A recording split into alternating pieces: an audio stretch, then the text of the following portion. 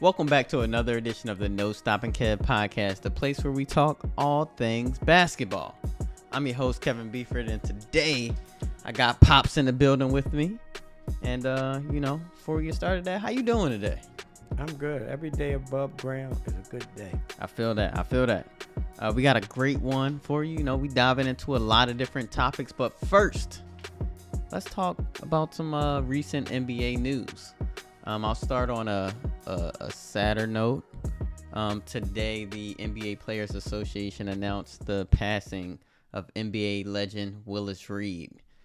That I didn't get to see Willis Reed, but I always hear about his triumphant playoff game or championship game against the Los Angeles Lakers, where he came trotting out with a torn muscle, and Knicks actually got the win, which, you know, in my lifetime, usually the Knicks are losers, but during Willis Reed's era, the Knicks had some success. You know, they had one of Philly on that team too, don't you? Earl to Pearl? That's right.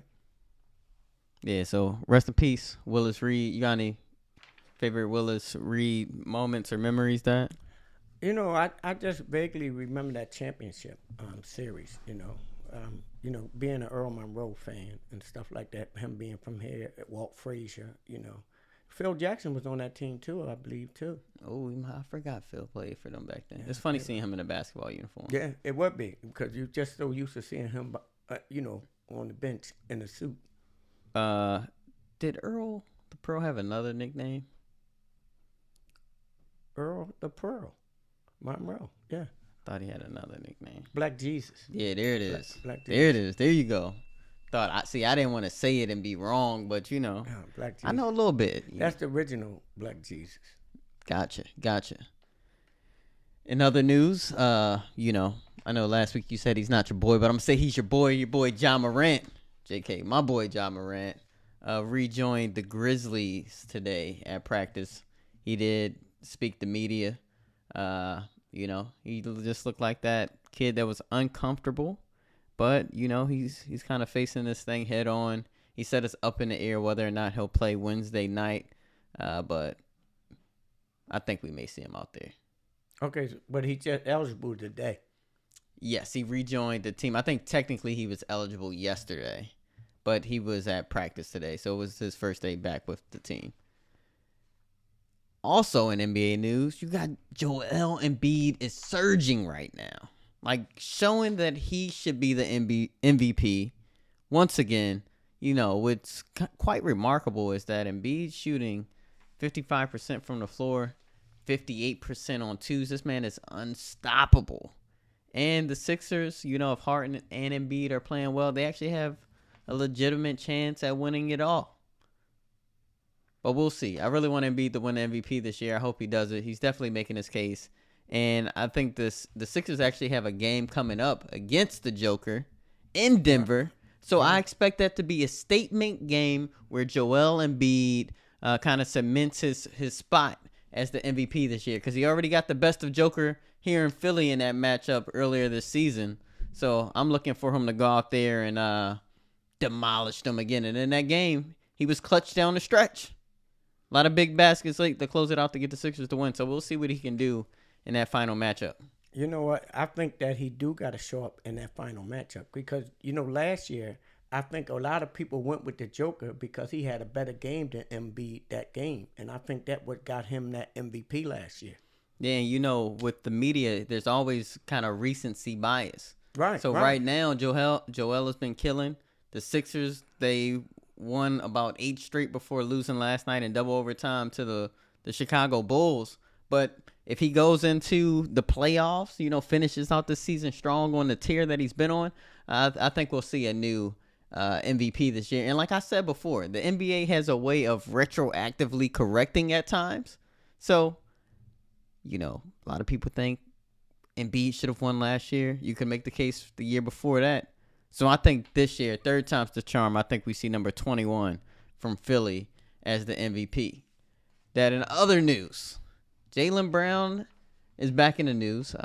He recently made some statements that kind of have some people speculating about his future in Boston.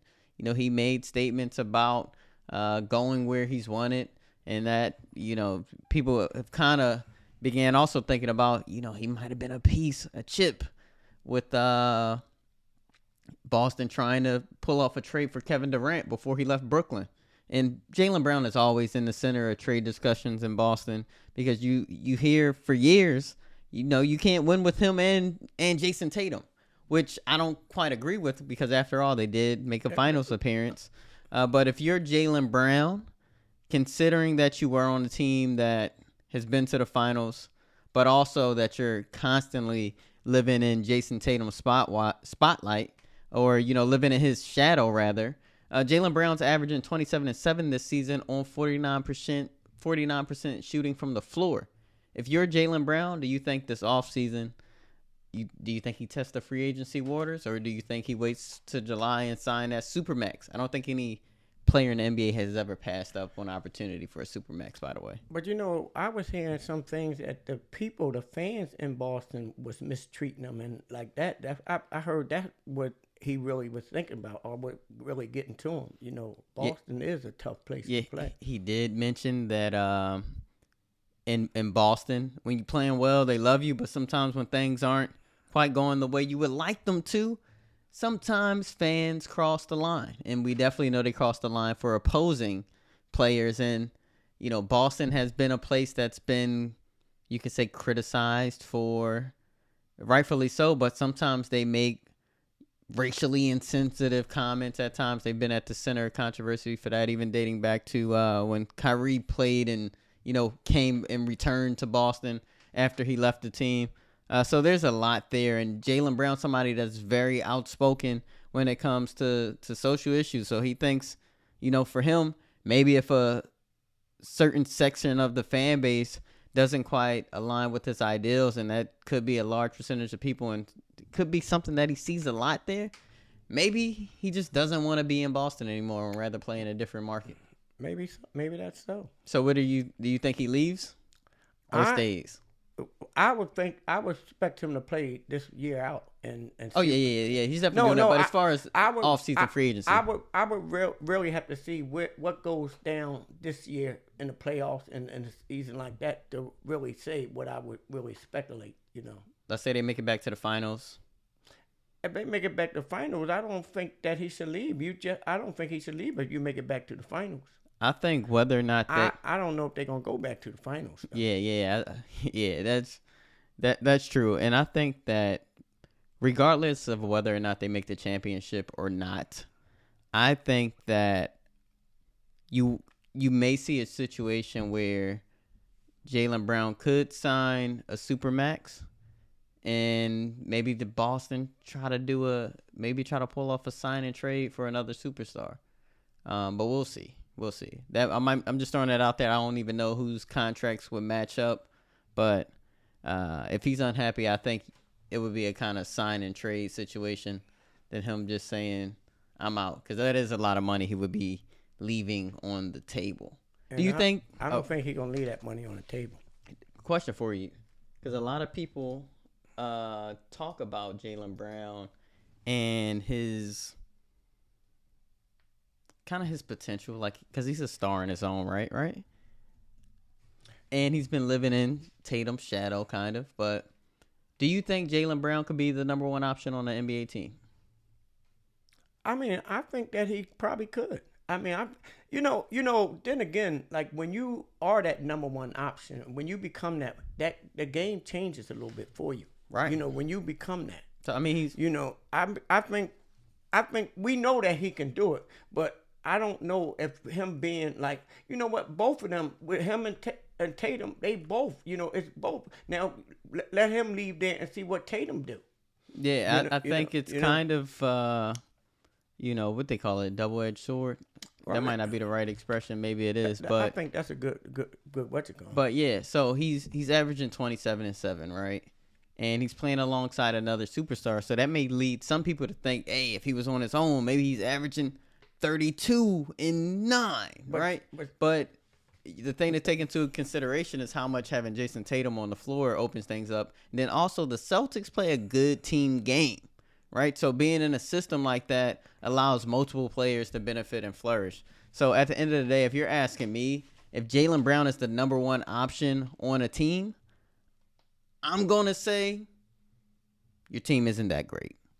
Not to undermine how great Jaylen Brown is as a player, but I think if he's the number one person you're building around, I just don't think that team's going to go that far. Like, they could be a playoff team, but I don't think they'll be a real contender if that's your go-to guy. Not saying they can't make plays and get buckets, but when you're that number one guy, defenses look at you a little bit differently. Right. Well, more going to come at you. They're going to come at you where they can't come at them, but so tough because Boston got to run a good system. Yeah. You know, for as long as I know Boston always had a good system. Yeah, and I think the only way, this is the last thing I'm going to say on this, but I think the only way that a Jaylen Brown team could have some success, you know, in making a run and actually being considered a contender is if he's paired with like a close second superstar. So I don't think he can just take a team of nobodies, which you can make the case that nobody can do that. But I think he has to have a good complementary superstar with him. Somebody would have to be a close second, kind of like what you see with him now in Boston. But, Dad, I'm excited today. You know why? Nah, why are you excited? Because we got a new series coming for y'all. So over the next couple of weeks, we're going to kind of walk through each decade and each give our proposals for our Mount Rushmores. So the top 4 people from the 80s, 90s, 2000, 2010s, and even, you know, even though it's kind of young and early, the 2020s. So, Dad, you want to kick this off? You want me to kick this off? You can kick the first one off. Oh, all right. So I'll go through who I got in mind, and grant, you know, you got to kind of give me a little leeway because you ain't see it. Yeah, I ain't see it. So, you know, I got to read, you know, I got to go off of experience. I do watch Hardwood Classics from time to time. I do look at highlights, but that's different, right? So, my Mount Rushmore. First up, I have a 3-time NBA MVP, 3-time, and this is all in the 80s, 3-time NBA champion, 2-time Finals MVP, 9-time All-Star in the 80s, 9-time All-NBA first team, and he was Rookie of the Year. I got Larry Legend starting off my Mount Rushmore for the 80s. And it's only right that you follow up Larry Bird with, in a sense, his partner in crime, the other person that helped build the foundation to make the NBA what it is today. I'm talking about 2-time MVP, 5-time champion in the 80s, 3-time Finals MVP, a guy that came in in his rookie season and had an impact immediately.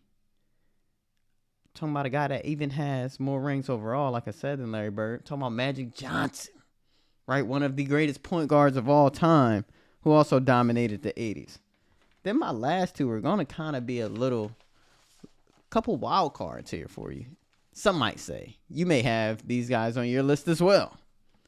This guy, although his dominance when it came to winning didn't really occur in the 80s, I think he was a dominant in his own right with his individual performances. A guy that won MVP in the 80s, 88 to be exact, 5-time NBA All-Star in the 80s. And not to mention, he came in the league 1985, won Rookie of the Year that season, won 3 scoring titles in those 5 years, and was 1988 Defensive Player of the Year, same year he won MVP.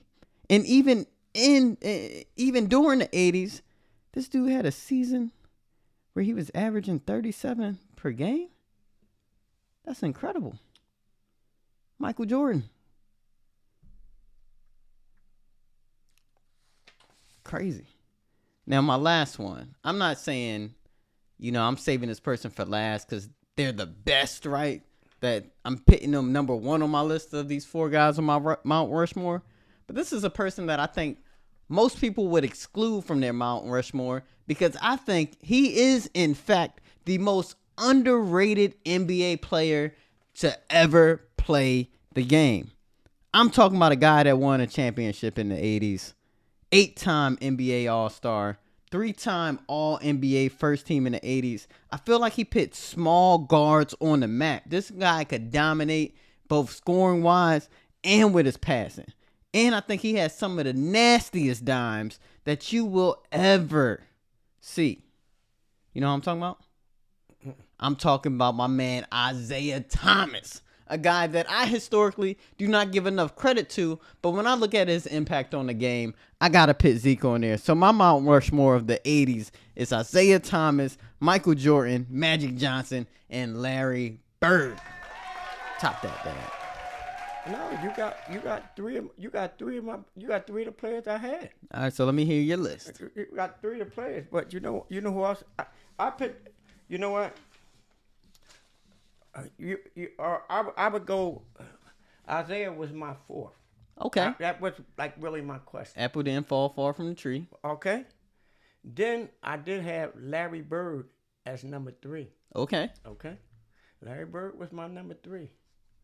My number 2 was the big fella, Kareem. Okay. Kareem. And my number 1, who's tough for me to, and that's Magic. So we had 3 of the 4. When you called me, and you said you were gonna give me a wild card, I didn't really say that year. I couldn't dig him. I couldn't put him in. You know who I thought you were gonna have on this list? Moses. Man, you know what? A lot of people have Moses as like the 4th best player in the 80s. And go ahead. No, go ahead. Because you can speak to this more, but you know I think he probably did have a somewhat reign of dominance, right? But what was hard for me to put him on this list, and I'm speaking from a guy that has probably never watched a single. Now I might have seen a couple Hardwood Classic games with Moses, like maybe 2, but I probably was really paying attention to some other guys that were on the floor. You know, but I think what made me have to leave Moses off was, and I can't really ding him for this, but as dominant as he was, I don't know if he had to pair up with Dr. J. Not that he had to pair up, but coming to Philly is where he really had his success. But I just feel like for someone in my shoes that was born in 95 and really didn't start paying attention to basketball until the 2000s and really start understanding what greatness looked like until, let's call it the 2010s, if you're that dominant of a guy, you would be talked about more. Moses was. The only thing why I probably really didn't put him there is because winning. Like all them other players won championships. Now, Moses was tough in Houston. Mm-hmm. He took Houston to the championship against Boston, if I'm not mistaken. When I think he played 1 year against Bird and them. And I think, he just didn't have nobody with him. You know, Moses was a dominant player. But you know what? You always need somebody, especially at a time like that. Mm-hmm. That's why when he came to Philadelphia, it was no question. 4-5-4. Mm-hmm. You know, it was no question. But what was that? 4-5-4? That's what they did in the playoff series. Moses said 4-4-4. Now he said they're gonna run through it 4-4-4. So they swept the first. They swept the first, then 5, and then they swept LA at the last. Wow. You know, but that was his prediction before, like when the playoffs started. But yeah, Moses was there. And it's just like, you know what, the reason I threw Isaiah in there, because he got back-to-back championships and should have had the 3 if he didn't throw the ball away. Mm-hmm. And we still talk about that. And then in that era. Now, all the people that we talk about in the 80s got multiple championships. Yeah, and I think with Isaiah, like even though his second one came in 90, I had to put him in there because I think what he did in terms of, giving a face to the idea of toughness in the NBA and the legacy he's left and his team has left in the NBA to the point where if you come across any team that plays tough physical defense, you're going to hear someone mention the bad boy Pistons in that conversation, even if the team that they're talking about doesn't match up at all, doesn't compare at all. But it's just the fact that they, to this day, is the face of toughness. And to be 6'1", 180 pounds, maybe, right? And to do the things that he did, go to toe-to-toe with the best of them, have to get punched in the face by Karl Malone because you killing Stockton, right? And this is a guy who probably doesn't get enough credit either because maybe due to politics, he wasn't on a dream team, right? So Isaiah has found a special place in my heart over the years, even though I used to be guilty of not giving him the credit he deserves either. I mean, I always had to give it to him. I always admired Isaiah, because that's how I used to look at me more as a scoring point guard. Do whatever you do, and he controlled the game. I mean, like Isaiah. That's why, like, even the question you asked me earlier, it's no question that I go with Isaiah. I gotta go with Isaiah. Just for his toughness, and not just his. He was tough. He didn't back down. You know what? He was the leader of the bad boys. He led the bad boys. I'm surprised you didn't ask me why I left a guy off. Go ahead. One other person I really wanted to really put in there, but I really figure he was more of a 70s dominant, and that was Dr. J. Mm. Doc was. He's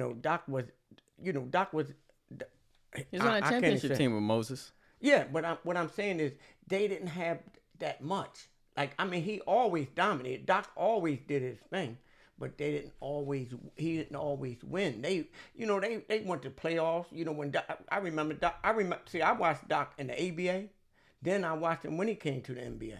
Mm-hmm. But I think his greater years was in the ABA. Mm-hmm. So that would have had to be the 70s. Got you. Why did you leave Kareem off? I left Kareem off because I was on the fence about him. And Kareem, up until about a month ago, was the leading scorer in NBA history, right? He's a guy who has won.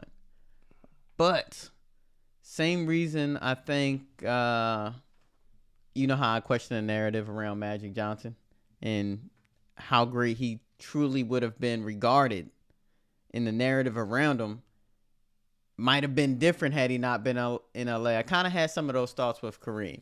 And, I think Kareem was dominant in his own right? He had the sky hook that was killer. But in LA, kind of needed Magic to win. Like, I don't know if Kareem would have. I know he definitely would have won fine, but I don't know if, what he does with any other point guard. If they kept with, what was my man, Norman Nixon? If Norman Nixon was running the show, I don't know if LA wins. Even having Kareem and let's say Worthy, right?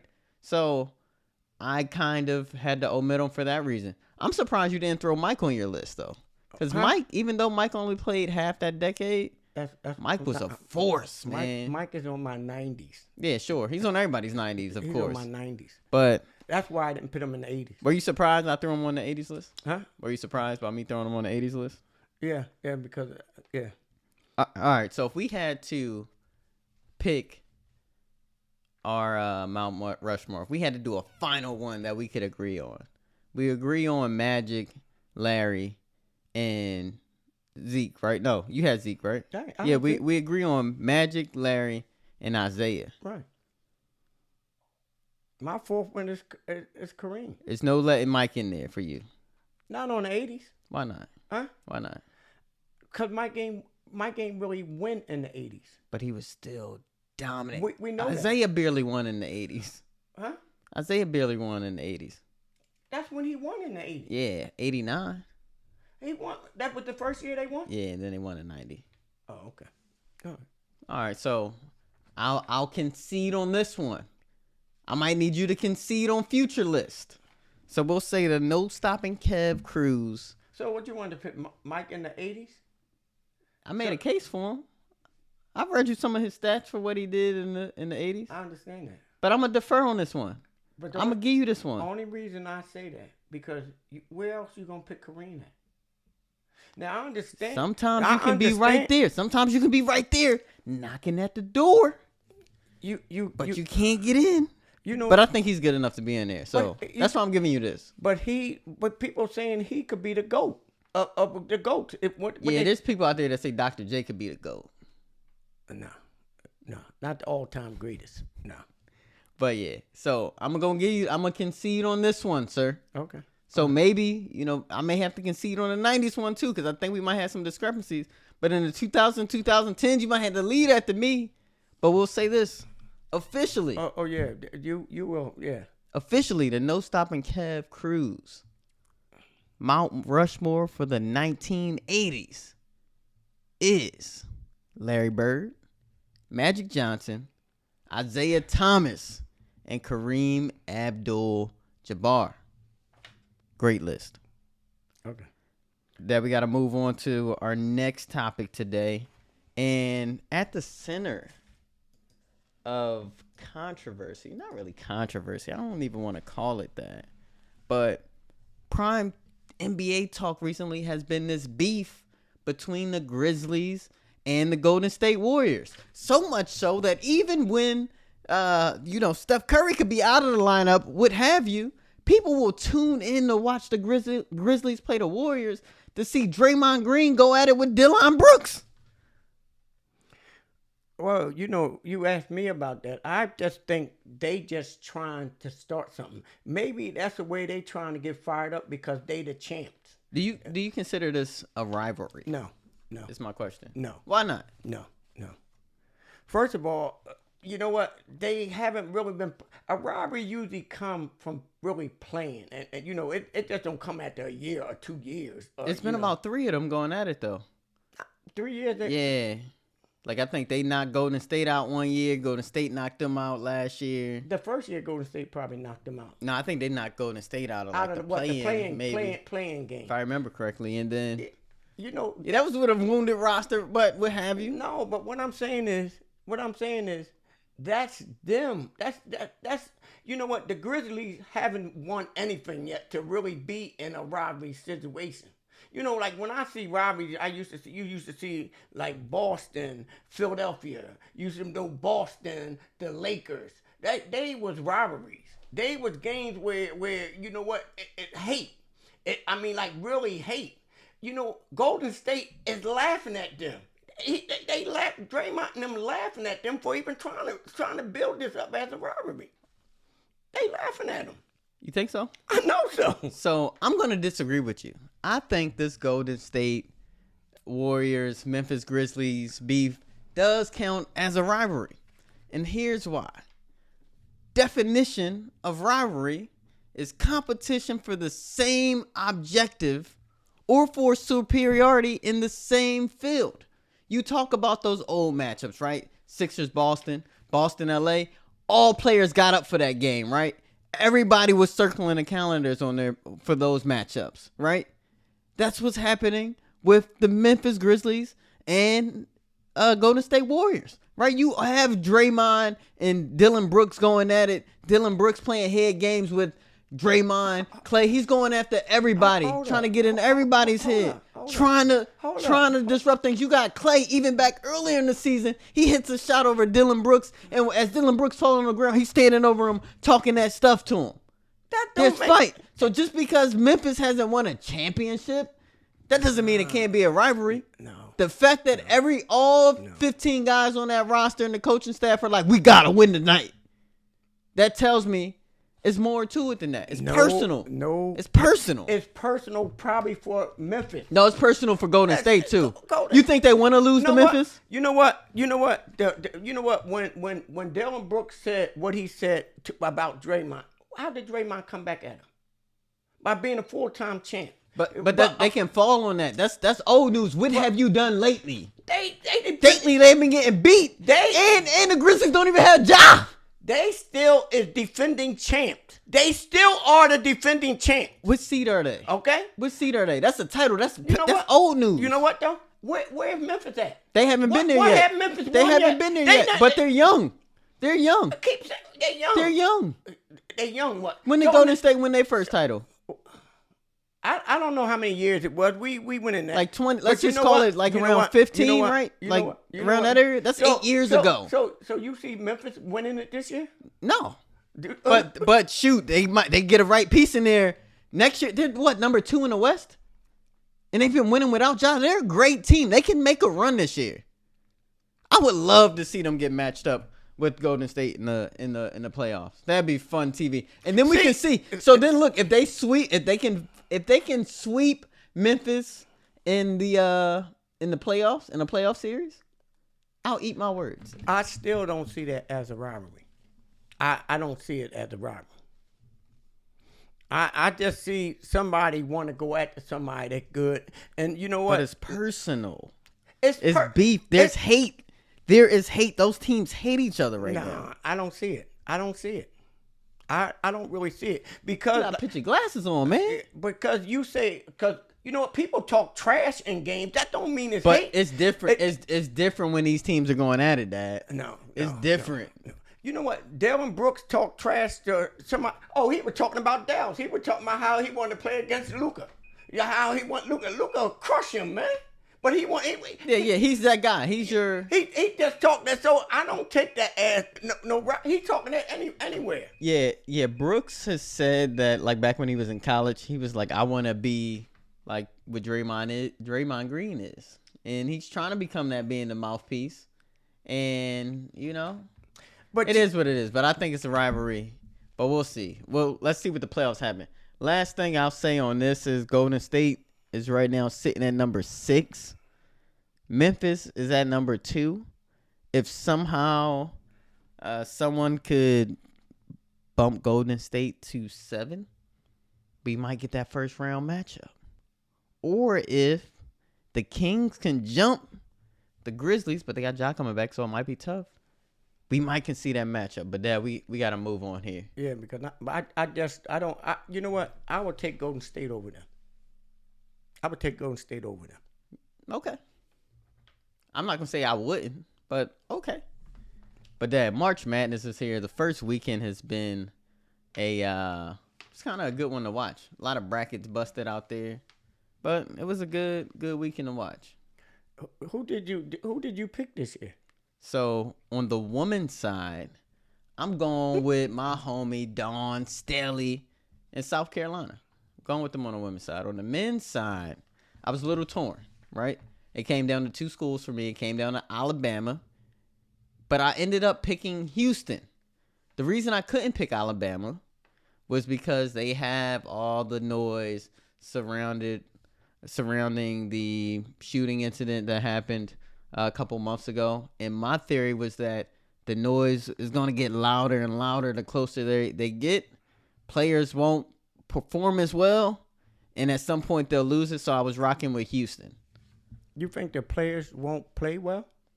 I think the closer they get to the championship game, I think the more people are going to talk about the controversy surrounding Brandon Miller, and that's going to become a distraction for the team.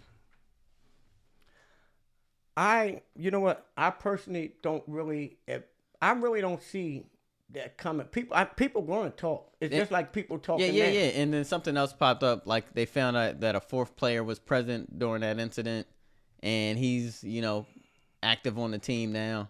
So I just think more eyes are going to be on it the closer we get. But there were some surprises as well. I think when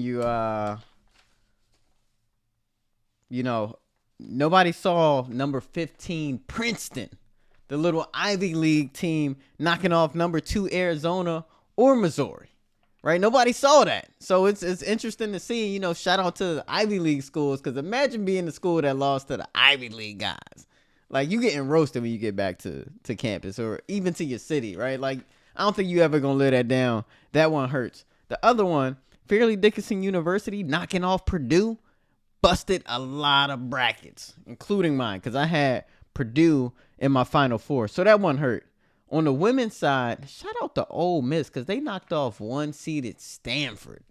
Like, that is huge, because I had Stanford. If I'm not mistaken, I'm not sure if Stanford is in the same side of the bracket as Carolina, but I even had them in my Final Four. And if there was a way for Carolina to go up against Stanford, I probably would have had them going up against Stanford. So that definitely surprised me. And then last night I was watching top seeded Indiana lost to Miami in a game that was super exciting to watch. So there were a lot of surprises on both the men's and women's side of the tournament.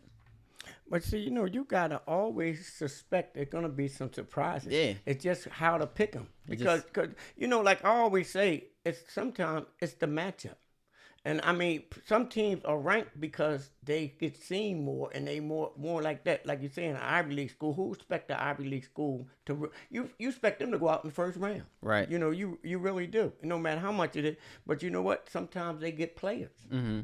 You know, who do you now have to go to the Final Four?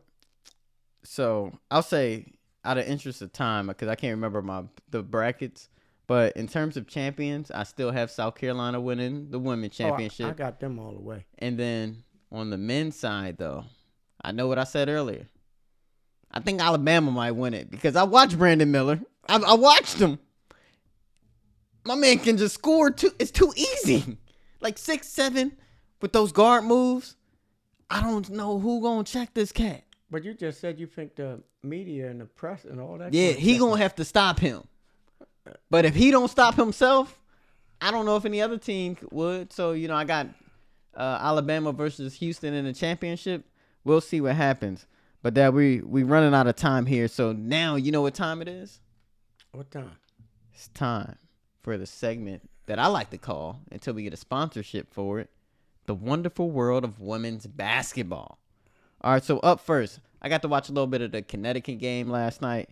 It's my first time actually catching Connecticut in a minute. And so I was kind of zoned in on Ozzie Fudd. Bro, she is a bucket. Like, and she's bigger than I thought she was. She's like 5'11", 165, but floats. Like, can move quick, nice step, nice ball handling moves. You can tell she's under like that Under Armour fold, be working out with Steph Curry because she got the step back, double step backs. So, you know, definitely if you haven't, watch UConn's game. And they actually got a nice little point guard on that team as well. But yeah, Ozzie Fudd, I might have to get at least a t-shirt or something. Got to support that NIL deal because that sister can ball. I wanted to highlight some of the women's college coaches that are thriving right now in the tournament. So up first, we have Kenny Brooks, coach of Virginia Tech's women's team. They made their first Sweet 16 since 1999. Amazing. Applause for that.